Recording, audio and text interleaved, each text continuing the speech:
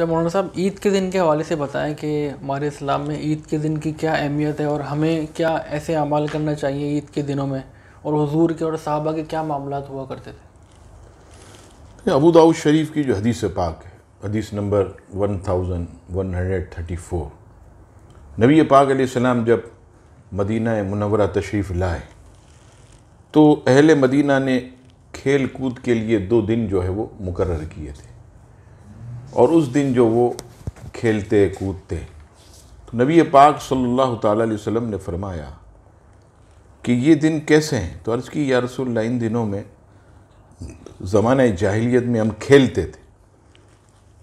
तब नबी पाक अलैहिस्सलाम ने फरमाया कि अल्लाह ताला ने इसके बदले तुम्हें बेहतर 2 दिन दिए, एक ईद उल फित्र और एक ईद उल अज़हा।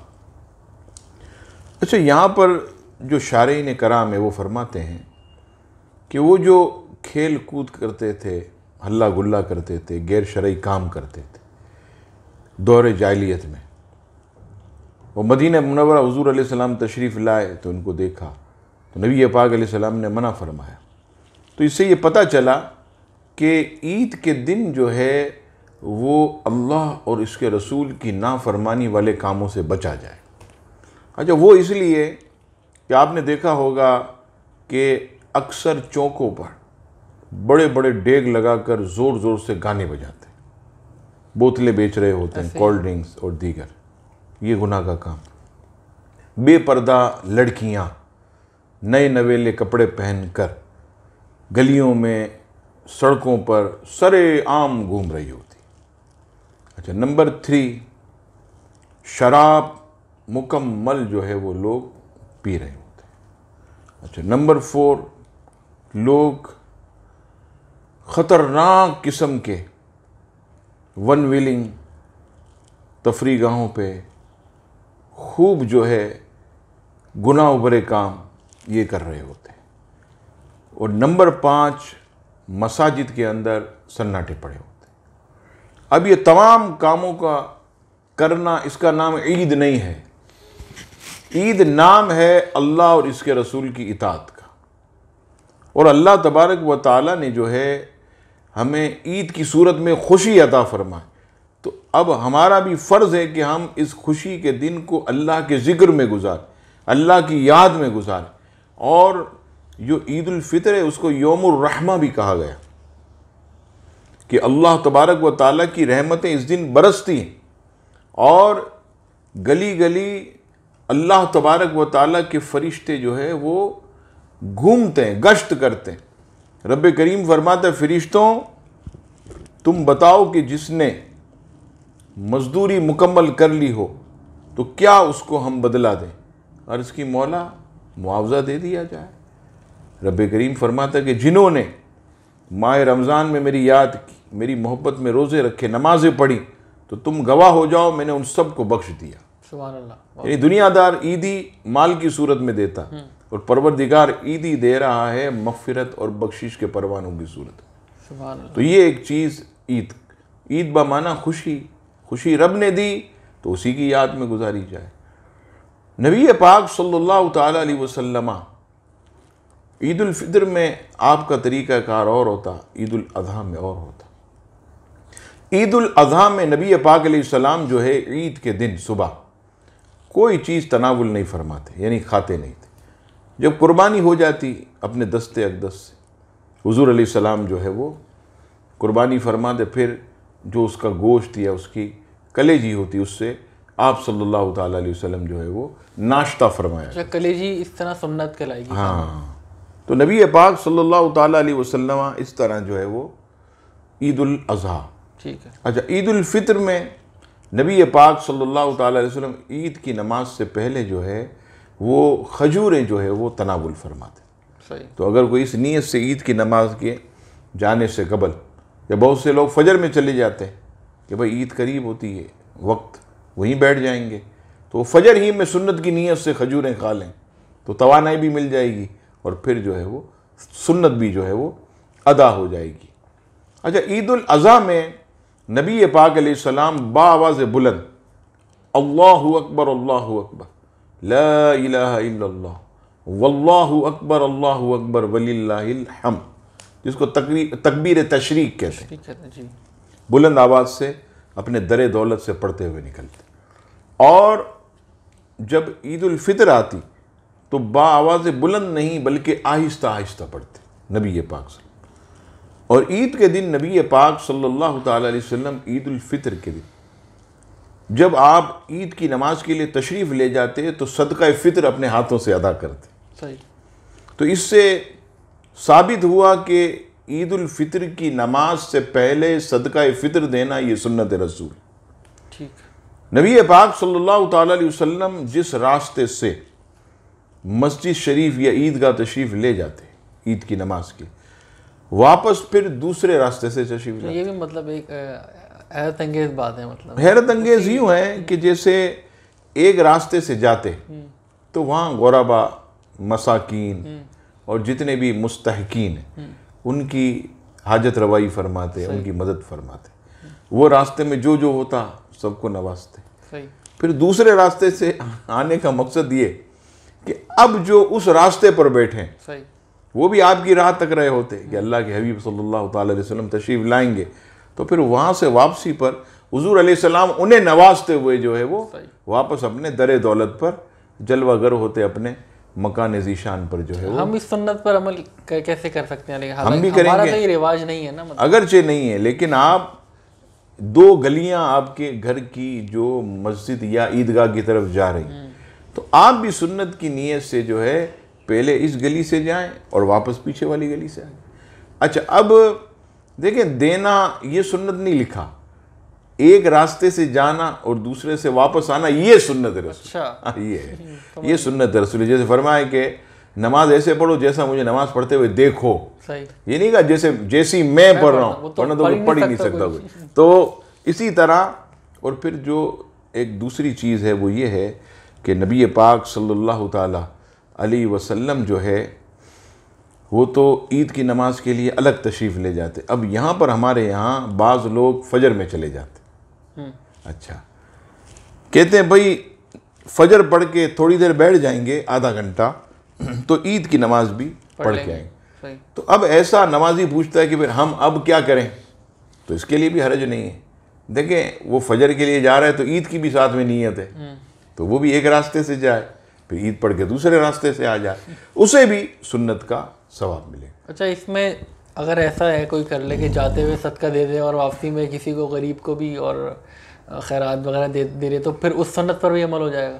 हाँ, अगर कोई रास्ते में गरीबों की मदद करते हुए जाता, या नियत कर ले तो मिल गया उस रास्ते में, तो लेकिन मोहतरम इसमें यह है कि पेशावर लोग ना हो, हकीकत में मुस्तहकीन हो। पेशावर जो है ये बड़ी बड़ी टोलियाँ, यानी आप जो है यहाँ से लेकर खुदादाद कॉलोनी तक पैदल जाएंगे ईदगाह, और ये लोग बेहतरीन किस्म का रक्षा करवा कर मांगने के लिए निकलती। हाँ, ऐसा ही है। तो ये पेशावर लोगों को जो है वो बचना चाहिए। हाँ, वो मुस्तहकीन है, उनके तो घरों में जाकर हमें जो है वो चाहिए कि फ़ितरे की रकम या इसके अलावा भी हम जाकर उनके घरों में दे आएँ, जो हमारे रिश्तेदारों में हैं, हमारे करीब हैं।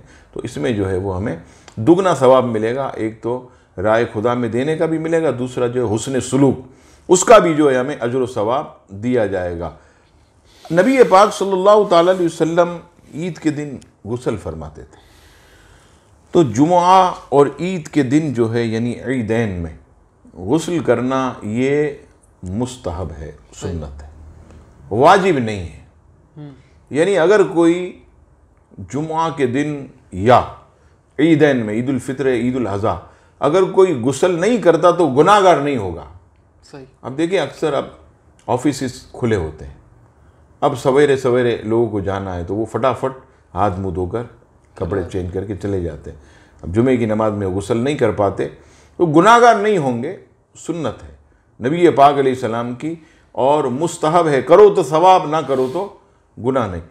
तो ईद के दिन गुस्ल करना ये सुन्नत है। ईद के दिन अच्छे कपड़े पहनना, हम समझे नए कपड़े पहनना, और नए कपड़े नहीं होंगे तो ईद भी नहीं होगी। सही। तो नए कपड़े नहीं, धुले हुए अच्छे कपड़े ये पहनना सुन्नत रसूल है। लोग तो ये समझते हैं कि ईद के लिए लाजमी वाजिब है हमें ख़रीदारी करना। हाँ, खरीदारी नहीं करी तो वो ईद ही नहीं मना सकता वो। और मैं आपको एक और अर्ज़ करूं कि ईद की नमाज ये वाजिब है। अच्छा, ये हमारा पैगाम ख़वातीन वगैरह भी सुनती हैं तो उनके लिए भी अर्ज़ करूं कि ख़वातीन पर ईद की जो नमाज है ये वाजिब नहीं है। बाज़ ख़वातीन फिर भी ईद की नमाज़ पढ़ती हैं अपने तौर पर, तो याद रखिएगा जुमा और ईद की नमाज के लिए शर्त है कि उसमें जमात हो। सही। मिसाल के तौर पर अगर कोई फजर की नमाज़ पढ़ के ईद के दिन सो गया और वो उठा, घड़ी देखी तो 11 बज रहे हैं, का अब तो सबसे जो आखिरी जमात है 10:30 वाली वो भी चली गई, अब मैं अकेला पढ़ लूँ तो नहीं, जमात चली गई तो अब जो है उसकी ईद गई। उसके इलाके में जुमा चला गया तो उसका जुमा गया, अब वो ज़ोर पड़ेगा, ईद का कोई मुतबादिल नहीं, अब वो अल्लाह के हुज़ूर तौबा करेगा। तो औरतें जो पढ़ती हैं तो जमात जब उन पर वाजिब नहीं, जब ईद वाजिब नहीं, तो फिर वो क्यों पढ़ती? तो उनके लिए तो जब अल्लाह और इसके रसूल ने इस्तिस्ना रखा हुआ है, छूट है, तो फिर जो है वो ईद की नमाज न पढ़ें। तो मैं अर्ज़ कर रहा था कि जो आप नए कपड़े की आपने बात की, तो मैं अर्ज़ कर रहा था कि लोग जो है हमारे एक बहुत बड़ा तबका फजर की नमाज में वो मज़े से नहा रहा होता है, फजर की नमाज में कपड़े इस्त्री कर रहा होता है, फजर की नमाज में वो बेहतरीन किस्म की तैयारी कर रहा होता है, नए कपड़े पहन रहा होता है, और फजर गई और ईद की नमाज में ऐसे हाथों में जान नमाज लेकर ऐसे भाग रहा होता है जैसे ईद इसने पढ़ा नहीं। अरे भाई, तूने फ़र्ज छोड़ दिया। फजर की जो जमात है वो वाजिब, ईद की नमाज ये वाजिब, यानी वो जमात और ये वाजिब का दर्जा एक, और फ़र्ज फजर की उसका तो बहुत बुलंद दर्जा, वो हमारे लोग छोड़ देते और वाजिब के लिए भाग रहे होते। मैं ये नहीं कहता कि अब जो है वाजिब भी छोड़ दो, नहीं, मैं ये कहता हूँ कि ज़रा सोचें कि जब हम ईद की नमाज के लिए इतनी कोशिश करते हैं तो ईद के दिन फजर की नमाज में हमें बहुत ज़्यादा जो है वो कोशिश करनी चाहिए। सही। नबी पाक सल्लल्लाहु ताला अलैहि वसल्लम खुशबू इत्र भी लगाते ईद के दिन, मिसवाक शरीफ फरमाते थे। इसी तरह आँखों में सुरमा लगाना, सर में दाढ़ी में तेल लगाना, ये भी ईदैन के दिन जो है वो सुन्नत है। जहाँ तक नमाज ईद के बाद गले मिलने और मुसाफे का ताल्लुक़ है, तो ये नबी पाक अलैहिस्सलाम की सुन्नत है। और यहाँ पर एक चीज़ जो बुनियादी है वो ये है कि इंसान जब किसी से गले मिलता है, मुआनका करता है, सीने से लगता है, तो आप देखिएगा कि हमारे दिल से जो है वो सामने वाले का बुग़्ज़ और अदावत निकल जाती है। तो ख़ास तौर पर ईद के दिनों में ये मुआनका जो लोग करते वो इसीलिए है कि इससे जो है दिलों के ज़ंग दूर होते हैं, दिलों की अदावत दूर। ये अलग बात है कि अगर कोई शख्स गले भी मिल रहा और दिल में भी बुग़्ज़ है, हाथ भी मिलाता और फिर भी बुग़्ज़ है, तो कितनी मतलब प्यारी बात शायर ने कही, बहुत मशहूर जो है शेर है कि मिलते हैं हाथ फिर भी दिलों में है फासले, मिलते हैं हाथ फिर भी दिलों में है फासले, इस दोस्ती का नाम अभी ज़ैर गौर है। तो ये अभी ज़ैर गौर है कि ये कैसी दोस्ती, ये तो मुनाफिकत। लेकिन अल्हम्दुलिल्लाह आप ईद की नमाज के लिए जाएं, आपके मोहल्ले वाले, आपके इलाके वाले, मस्जिद के नमाजी जब एक दूसरे से गले मिलते हैं तो दिल के अंदर जो है राहत और दिल के अंदर मोहब्बत पैदा होती है। ये बहुत बेहतरीन ज़रिया है। बाज़ बेवकूफ़ों ने तो इसे बिदअत लिखा। तो खुदा के बंदे, अगर आप बिदअत की बात करते हैं, मोहतरम मैं आपको अर्ज़ करूं कि कोई अगर ये साबित कर दे कि ईद के दिन नमाज के बाद होता है खुतबा, खुतबे के बाद अल्लाह के रसूल ने दुआ करवाई, नहीं मिलेगा हदीस। और ये जितने बिदअत के नारे लगाते हैं, डंके बजा रहे होते हैं, बैठ के ढोल पीट रहे होते हैं, ये सब दुआएं मांग रहे होते हैं। हम इनसे पूछें मौलाना साहब ये अल्लाह का ज़िक्र है, वो खुदा के बंदे, जब ये अल्लाह का ज़िक्र है तो फिर जो हम ये काम करते हैं तो ये किसका ज़िक्र है? ये भी अल्लाह का ज़िक्र है, ये भी अल्लाह की इबादत है। तो याद रखिएगा बाज़ लोगों ने अगरचे नादानी में बिदअत लिखा गले मिलने को, लेकिन ये जायज़ फ़ेल, मोहब्बत पैदा होती है, इसको ज़रूर जो है वो अपनाएं। और ईद के दिन जब सूरज तुलू हो, जब ईद का वक्त शुरू होता, उसके बाद से मगरिब की नमाज अज़ान से पहले पहले यानी गुरूब आफ्ताब से पहले 300 मरतबा सुबहानल्लाहि व बिहम्दिही ये भी पढ़ें। इमाम गज़ाली मुकाशिफतुल कुलूब में लिखते हैं कि पढ़कर अपने मरहूमीन को ईसाल सवाब करें। तो फरमाया कि अल्लाह तबारक व तआला तमाम मरहूमीन की कबूर में 1000 अनवार दाखिल फरमाता। जब पढ़ने वाला दुनिया से जाएगा तो उसकी कब्र में भी 1000 नूर दाखिल होंगे। तो ये ईद के दिन अल्लाह तबारक व तआला की याद में गुजारना, उसकी मोहब्बत में गुजारना, उसके हबीब सल्लल्लाहु तआला अलैहि वसल्लम के इरशादात के मुताबिक गुजारना, ये मैंने आपकी खिदमत में मुख्तसर जो है वो बयान किया। इसके अलावा भी आप अगर कुछ। अच्छा, उस वक्त भी मतलब है कि दुकानें वगैरह बंद करते थे सहाबा कराम ईद के दिन जैसे आज होती हैं? सहाबा कराम अलैहिमुर रिदवान जो है वो कोई छुट्टी नहीं मनाते थे। अच्छा। और उनका ये सिलसिला चलता रहता था। ईद के दिन भी? ईद के दिन हो, जुमे का दिन हो, कोई भी दिन। अच्छा। हाँ, और अनोखी बात क्या थी उनमें? अनोखी बात ये थी मोहतरम कि जैसे आज के दिन मेरे घर का ख़र्चा जो है वो 1000 रुपया, 1000, मिसाल दे रहा हूँ, तो 1000 रुपया अगर सहाबा कराम का सुबह ही कोई आया कस्टमर और पूरा हो गया तो वो दुकानें बंद करके अल्लाह के ज़िक्र में लग जाते थे, तिलावत में लग जाते थे, नबी पाक अलैहिस्सलाम की सोबत में बैठ जाते। ये सहाबा कराम को तुर्रा इम्तियाज़ था कि वो नहीं कि भाई अपने टाइम पर ही रात बंद करेंगे, आण दे जो आता है आण दे, पाकिस्तान का मतलब क्या, जो कुछ मिला जेब बिच पा, ये सब ये हमारे धंधे हैं। असहाब रसूल और ये सब जितने भी, ये इनकी रोज़ की जो वो अखराजात वो पूरे हो जाते, वो अपना कारोबार बंद करते, अल्लाह के ज़िक्र पे। तो कभी वो छुट्टी नहीं करते थे, वो काम अब करते थे अपने, और इस तरह कि जब हो जाता पूरा बंद कर देते। अच्छा, मतलब वहाँ पहले के दौर में जुम्मा हफ्ते की भी छुट्टी नहीं होती थी, कोई मतलब जुम्मे के बाद वही दुकानें खोल लिया करते खोलते थे, कारोबार करते थे। फिर उनके यहाँ तो कोई। अच्छा, ज़बरदस्त। अच्छा, आपने कवर किया ईद के दिन के हवाले से। और कोई पैगाम देना हो ईद के दिन के हवाले से जो आपको लोगों को, तो वो भी आप दे सकते हैं। बस पैगाम मैं यही दूंगा कि जिस रब ने हमें खुशी दी है अपने हबीब सल्लल्लाहु अलैहि वसल्लम के सदक़े, और जो आका व मौला सल्लल्लाहु ताला अलैहि वसल्लम हमें किसी भी लम्हे न भूले, पैदा हुए तो सजदे में तशरीफ़ ले गए, सल्लल्लाहु ताला अलैहि वसल्लम हमारे आका गार के अंदर जाकर अपनी उम्मत के लिए रो रो कर दुआएं करते थे, रात को सजदे में पैर मुबारक वरम पड़ जाता, सूज जाते, रब्बी हबली उम्मती उम्मती।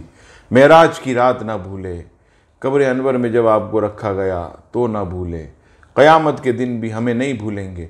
तो मेरा पैगाम यही है कि ईद के दिन अपने आका पर कसरत से दुरूद पढ़ें, उनकी याद में गुजारें, उन पर खूब दुरूद व सलाम के तोहफ़े भेजें। कम अज़ कम जो है आप 1200 मरतबा हुज़ूर अलैहिस्सलाम पर दुरूद पाक ज़रूर पढ़ें।